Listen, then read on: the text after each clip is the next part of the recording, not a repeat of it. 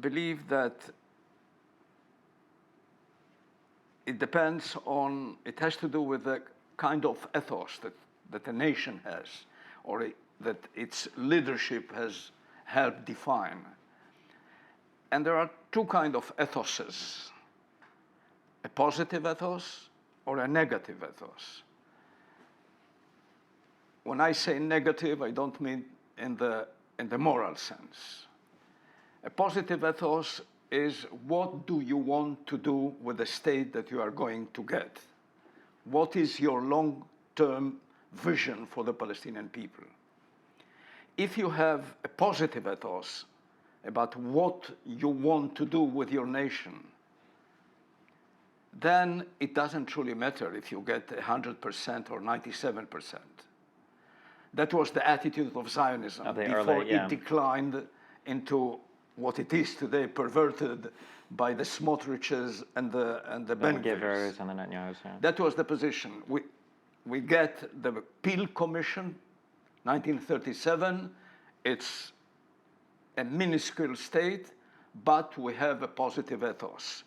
We want this to be a shelter, a refuge for the Jewish people.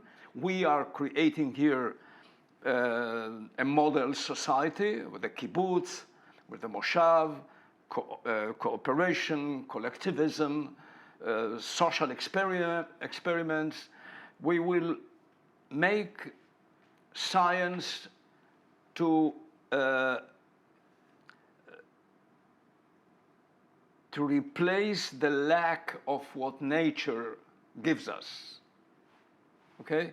Science should compensate us for the poverty of, that was the positive ethos. So it doesn't matter. Peel Commission, okay. 1947, okay.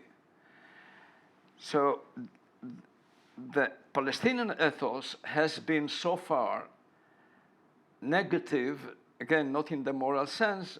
It was about restitution, more than about construction.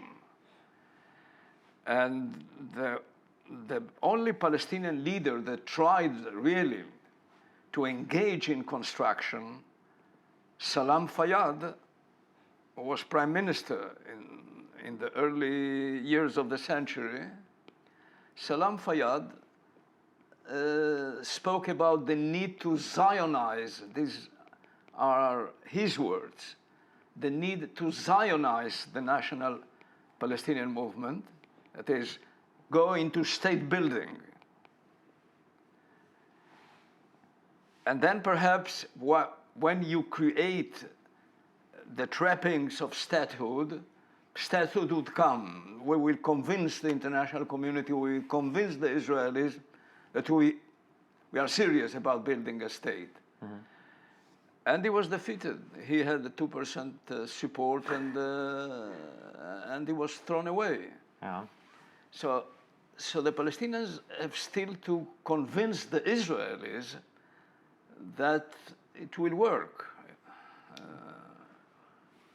Okay, real quick, so now we actually have the... So I've been recording yeah, we're good. That, so it's all good. Okay, cool. Okay, I'm gonna, do you want like a glass of water or anything, or? No, I'm okay. No? Okay, Do cool. you want water? No, I'm good. Okay, all good? All good. You're a French speaker. You speak French. The English and French of Resolution 242. Yes, it's a difference. Yeah, of course, there is a difference. Yes. Because des territoire. It says territoire. Yeah. It's a withdrawing from territoire. Yeah. And in English, it is the territories. Oh, in English it's not. It's just territories, right? Pardon? In English, it's just from territories as well, right? From territories. Yeah. But French is des. But I think people act as if they sound different, but I don't know if they do because I don't speak French. No, I need to see that. I think Okay. that I thought that they say territoire and not les territoires. They say des territoire. They said les territoires. Des. D-E-S. I don't know if I'm saying it properly. Des? D-E-S. Des territoires. Des territoires, yeah. Well, des territoire doesn't mean necessarily. Yeah. And what is what is the English one? The English is just from territories. From territories. So it's the English one that leaves room for even that territoire Yeah, doesn't they both necessarily make mean. it ambiguous. Yeah, Yeah. That's what I thought. Yeah, because some people act like there's a different interpretation just because of the language Yeah, use. yeah. But I think that the ambiguity was built into 242, like you said, to allow for future Yeah. flexibility. Yeah. Because Begin, I think, considered Israel's obligations fulfilled Yeah. after Egypt, right?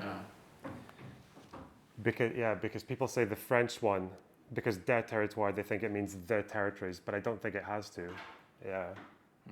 So now, okay. Yeah. Thank you. But anyway, when Shimon Peres took over the Ministry of Foreign Affairs, I left and he took over, and he was a minister for Sharon. Sharon gave him license to go and negotiate with Abu Allah. And that's the best proof that 242 is ambiguous. He proposed to Abu Allah negotiations on 2 stages. In the first stage, a Palestinian state in provisional borders would be created.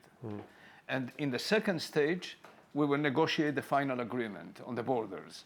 And Abu Allah agreed.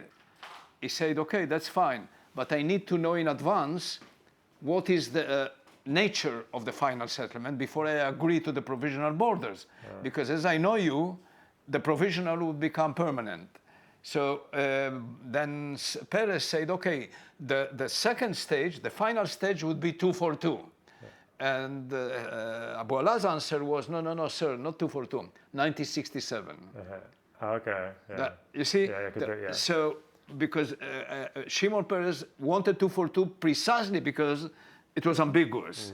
And the guy knew that it was ambiguous, Abu Allah, so he said, no, sir, 1967, not 242. I could ask you questions all day, but yeah. Okay. Thank you so much.